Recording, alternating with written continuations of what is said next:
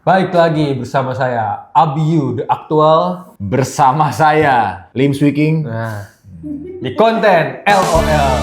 Laporan orang lapangan. Berita pertama adalah tentang reshuffle menteri kembali seperti minggu lalu. Kali ini ada beberapa calon Menpora. Karena Menpora belum mendapatkan... Beliau bisa jadi menteri dan bisa jadi bos.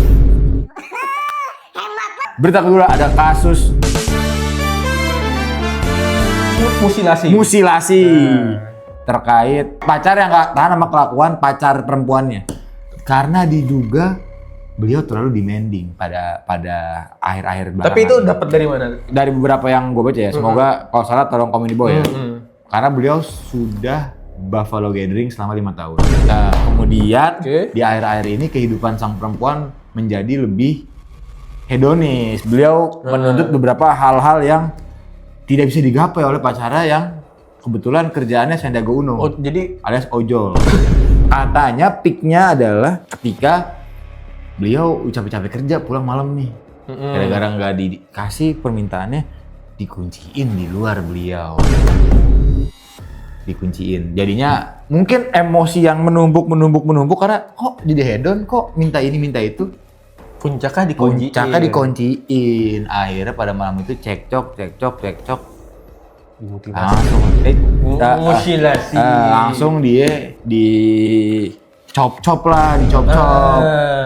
Kabarnya di ini menjadi 300 bagian. Pertama terlalu sadis karena dipotong sampai kukunya dicopot, gigi juga dicopot-copotin. Separah itu. Maksudnya jika motifnya cuma emosi, kita pun bingung. Kita berduka atas keluarga korban, tapi kita juga tidak membenarkan Buffalo Gathering dan terlalu demanding terhadap pasangan. Karena kita sebagai laki-laki mengerti kenapa sakit hati itu muncul. Apalagi udah 5 tahun ya. Kecil lama-lama. Iya.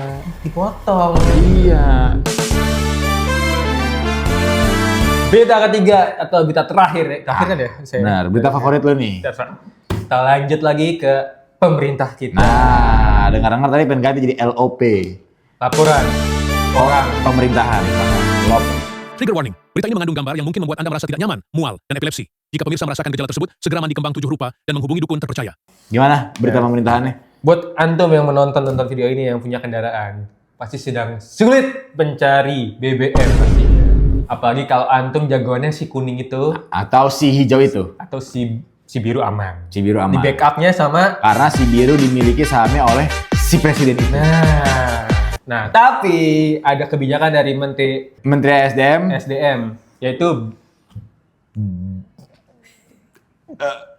yang Maharaja Bahlil telah mengeluarkan sebuah statement kalau negara hadir ketika bensin ada kosong.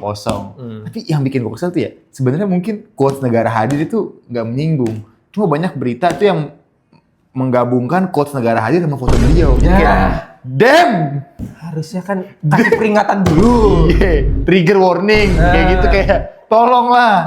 Kalau pengen negara hadir, fotonya jangan dihadirkan juga. Iya. Tapi Pertamina bagus ya. Cuma ada beberapa oknum Pertamina tuh yang isi bensinnya tuh ada airnya. Itu bahkan kita nggak tahu bensin yang mana yang kayak gitu. Nah bener. Masalahnya kan kita naik motor bukan naik jet ski. Kita naik jet ski mungkin ada airnya nggak apa-apa. Masalah, makin kencang mungkin. Ada statement baru dari dia. Apa? Bahlil minta pengelola SPBU swasta kerjasama dengan Pertamina Ikhwan yang kekurangan stok. Jadi harus berkolaborasi. Iya. Jadi katanya perbedaannya tuh dari luar langsung ke brandnya. Kalau sekarang dari luar lewat Pertamina dulu baru ke brandnya. Itu bukan berkolaborasi, bermonopoli namanya. Jujur. Dan sebenarnya ya nggak masalah. Tapi harus sadar juga banyak juga yang kerja di SPBU si kuning, si hijau. Akhirnya sampai akhir tahun akhirnya menganggur karena PHK. Mana 19 juta lapangan kerja? Malah tambah lagi. Iya. Nah, ini 19 juta pom bensin baru tapi merah semua.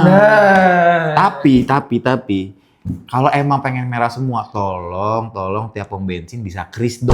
Itu jujur itu penting sekali. Masa iya aku ngisi bensin jam 1 nyari BCA dulu.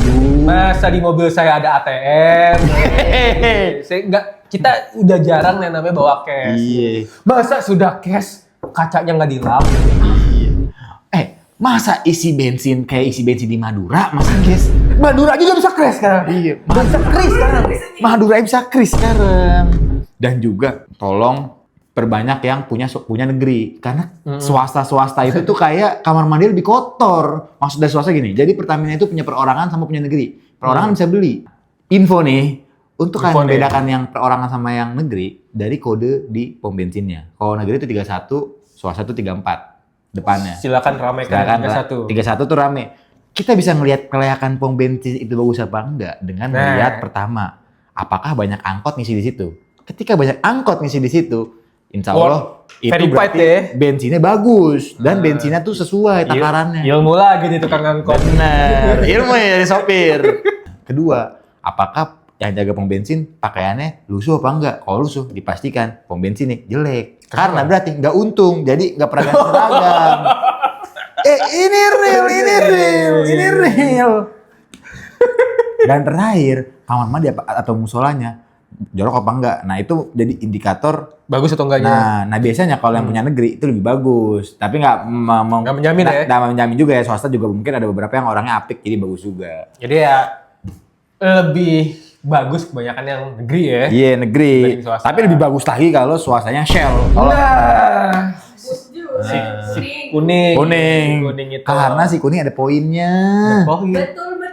Dan bisa kris. Dilapin. Bapak Bahlil, tolong pikirkan lagi kebijakan Anda. Memang mungkin nanti merah lebih berkuasa. Tapi kok nanti ntar dimogok semua mobilnya. Takutnya seperti itu. Lagian nih, si kuning dan si hijau cuma main di Jawa. Ente di Kalimantan, di Sumatera udah ente juaranya. Ente nggak ada yang ngalahin. Antum lah gak ada lawannya antum. Mungkin itu aja ya. Mungkin itu aja berita buat episode kali ini. Sampai ketemu lagi di Senin dan Rabu depan di LOL bersama Abiu, The Aktual, sama Lim Swiking di konten LOL. laporan orang lapangan. Dikit ya.